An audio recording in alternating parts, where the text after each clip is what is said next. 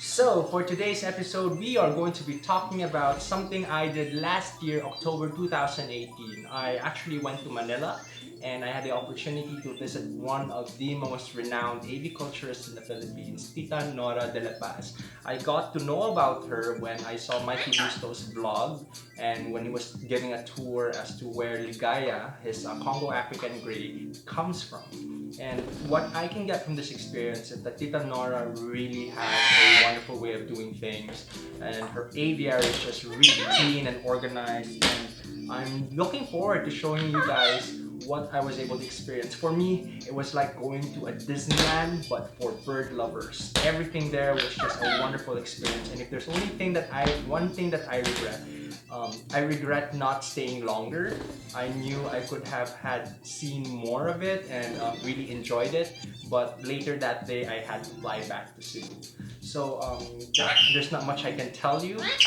You can actually just enjoy this video and see what Tita Nora's Aviary has to offer. So I'm very excited. We're finally going to Tita Nora's Aviary. If you don't know her, Tita Nora is one of the most popular and well-respected aviculturists in the Philippines. And I'm here with my Grab driver, Charles. Sobrang focus sa ating drive. So it's gonna be an hour trip coming all the way from... Saan tayo ngayon? From Makati going to Marikina. We're here in Makati and we're going to Marikina to visit Tita Nora. And I'm excited to show you guys what other birds she has aside from what you've already been seeing in Facebook. So, this is it! Road trip! So we're here, we're finally here. If you are not familiar, this is the very distinct blue gate of the very famous aviculturist here in the Philippines, Tita Nora. And we're just a few seconds away from going to. I am so excited. It's almost like that same feeling when I first went to Jurong Bird Park, and you can already hear the birds even from outside. So let's do this.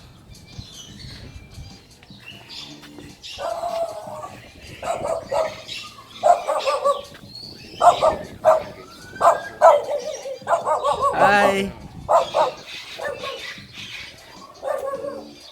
Naligaw kayo? Hello! Hindi naman po, tita. Good afternoon! Good afternoon! So we're going to be checking out the birds. Some of you might already seen Tita Nora's Aviary, but let's have a look.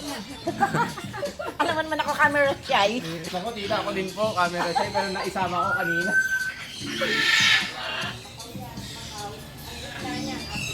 This is my dream bird, Scarlet Macaw. I really want to have a Scarlet Macaw. Hopefully next year, if I can save just enough to buy a Scarlet Macaw. And here, one of the largest, if not the largest, macaws in the world, the hyacinth macaw, the rare hyacinth macaw. It's massive. You just look at how big it is. It can't be justified, but it's huge. Look at all these macaws. Some really good quality steel matting cages. Tita Nora has really figured out how to do it in the comforts of her home. Huge aviary, beautiful space. I'm like a kid in Disneyland right now.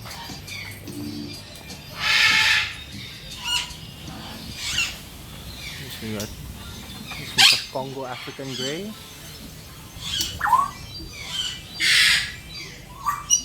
Oh, Eclectus, my favorite. Eclectus parrots. This one's a male. I think up there, looking at the color, it looks like a red-sided Eclectus. But here we have my favorite of the subspecies, Vosmeri, Eclectus soreratus vosmeri. Obvious because of the yellow inch, an inch of the yellow tip of her tail. Beautiful bird. Oh, and looks like we have another blue nape parrot here, endemic to the Philippines, studying Bacillus thuringiensis. Beautiful bird. These are captive bred lines. And they have the hands maka. No, loud, pretty loud.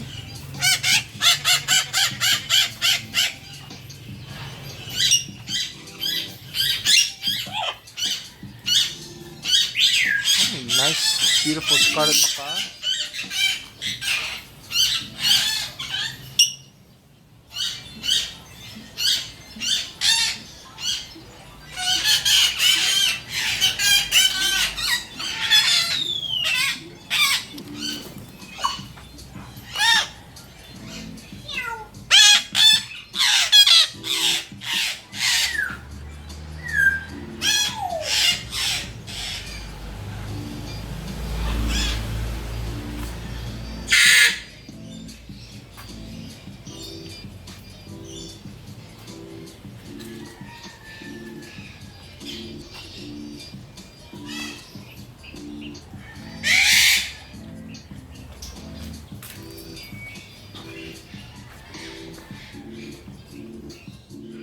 So while going through Tita Nora's aviary, I noticed that there was actually a lot of breeze going through and it didn't feel hot or humid at all.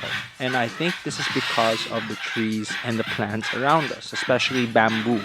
I saw a lot of bamboo surrounding the aviary, and this is a lot better than, let's say, putting up artificial roof to shade your aviary. And this is because I think roof, you need to consider a lot of things. Like for example, the roof has to be of good material that heat does not seep through. You have to consider insulation. Well, as opposed to having a tree on top of the aviary, they have much better heat dissipation or heat prevention compared to, let's say, the man-made roof. So that's something that you might want to consider if you have your own aviary in the future.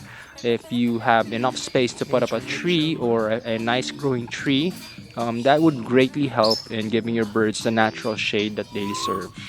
This was actually a great opportunity for me as well to learn how to plan out an aviary just by observing how she has done her setup.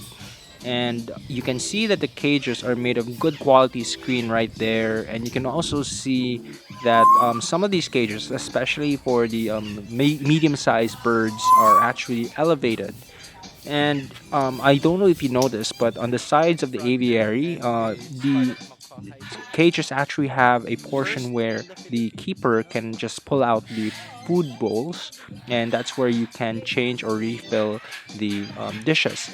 Now, at the bottom, you can of these some of these aviaries that reach the floor. You can see that they have tiles, and I think Tita Nora just wants to have a floor that's easier to clean. And it's also nicer when you have white tiles, you can easily see the color of the poop of the bird. And this is very important if you are considering to constantly observe if the bird is healthy or not healthy. The poop of a bird can tell a lot about what they are feeling or what is their current health condition.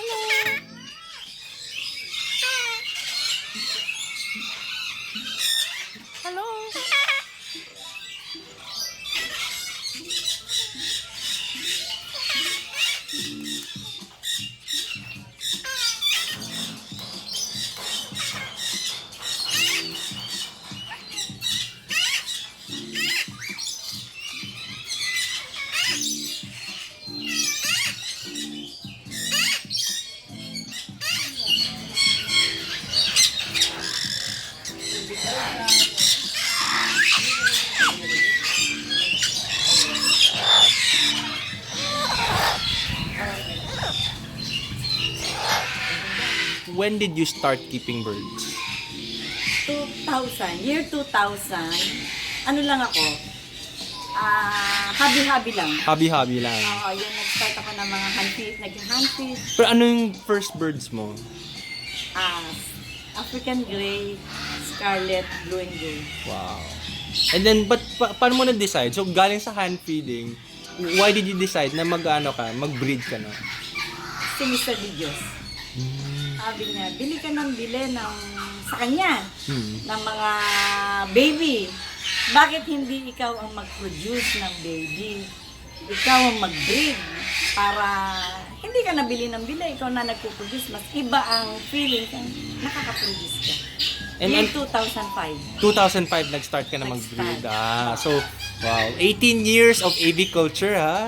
Ano yan, sa tulong ng Bird International, kasi manual kong mag-breed.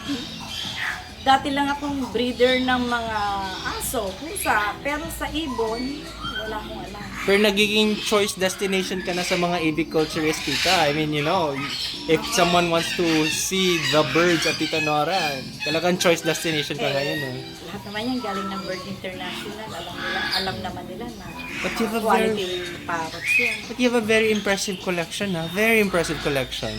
And, tita, ano yung favorite bird mo? Lahat sila. Amazon. Amazon. Why Amazon? Ang bilis nilang turuan, ang bilis pumeak up ng galing kumanta. Ang bilis nila, talino nila. Wala ba silang mga behavioral issues? Or Amazon, once na nag-start sila na kumain on their own, hindi na sila gaano nagpapahito. At saka isang favorite ko, tukan. Yun yung curly hair tukan, no? yung curly crested, Curly crested. tokotukan. Toko tukan. Favorite ko. Toko tukan. At saka tahimik sila, at saka yung mga tukanit, maganda. Ano, tita? If there's something that you can advise yung mga gusto maging tulad sa inyo, what would you advise them? Mag-aaral na sila. Kung handa sila, responsibility yan. Hindi just sa hobby. Imagine mo, ang food, yung pag-aalaga. Gagastos ka kung gusto mong magkaroon ka ng quality. Ang importante naman sa sa pag-aalaga ng ibon is quality. Yung mga requirements na dapat kailangan nila, huwag mo silang titipirin. Kasi titipirin ka rin nila. Tama. Gusto mo na maraming production, ibigay mo pangangailangan. Pag tipid ka at gusto mo lang ang gain mo sa wala. What is the one mistake that you think new bird pet owners make? Yung talagang, for example, parang what would you advise na sa mga, kung not necessarily breeders, yung first time magkaroon ng bird, ano yung advice mo sa kanila? Ano yung naggaling sa hand feeding? Kahit Yung usually nagkakaroon ng problema ngayon, yung bibili nila ng hand feeding yung ibon. Hindi nila ma-win. Kasi nasobrahan na mag-hand feed. Oo. Nakadumipende ang ibon sa formula. Kaya, ito naman, ano problema nila? Nagkakaroon sila ng fungal infection. Sabi ko sa kanila, bakit ka mo? May feeding protocol ako. At ganyang age, kailangan every other day na. Kung kumakain na ng mga seeds at saka mga salad, hindi, naaawa daw sila. Kasi humihingi pa rin daw ng formula. Sabi ko, syempre. Sabi ko, ikaw na magtitiis ng hindi mo naman bibiliin. Once a day, every other day, hanggang sa solid na kinakain. Sige. One Miss Universe question to. Anong wish mo para sa aviculture industry sa Philippines? Ano ba naman? Ang wish ko lang yung walang mga intriga. Ang isipin nila ay yung para sa kabutihan ng mga aviculturists, mag-share ng mga information na ikagagaling hindi wag man yung intriga. Yan ang ano ko eh. Yan ang diyan ako nalulungkot. Makikita mo sa Facebook, intriga. Sabi ko, bakit hindi na lang magtulungan kung ano, ikabubuti ng mga aviculturist dito, ng mga ibon, for the sake ng ibon. Hindi, wag kang maging commercial. I agree, tita. Ayoko ng commercial. Thank you so much, tita. And can you say say hello to our fans in Cebu? Ayaw. Ayaw mo na yun. Ikaw na. Sige. Wow, what an aviary. One of the most amazing aviaries I've ever been to in the Philippines. She has so many birds. Tita Nora has so many species of birds that, you know, she can practically just open a bird park. Now imagine that, Manila Bird Park, featuring birds you've probably never seen in your life. So thank you, Tita Nora, for that opportunity, and thank you, Charles, for bringing me to Tita Nora's place. I don't think I could have gotten there without your help.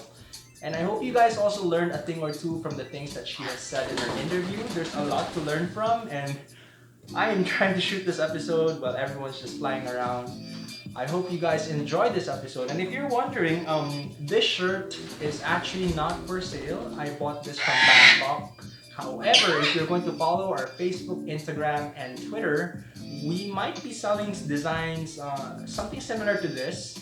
So please follow us on our social media channels and do subscribe to our YouTube channel, because as part of my 2019 resolution, I want to make more episodes in a better frequency and not having so much downtime in between episodes. And also do comment below if you have any suggestions for future shows that we might be doing, or something that you'd like to hear about, especially about birds or care or other things that you might find interesting.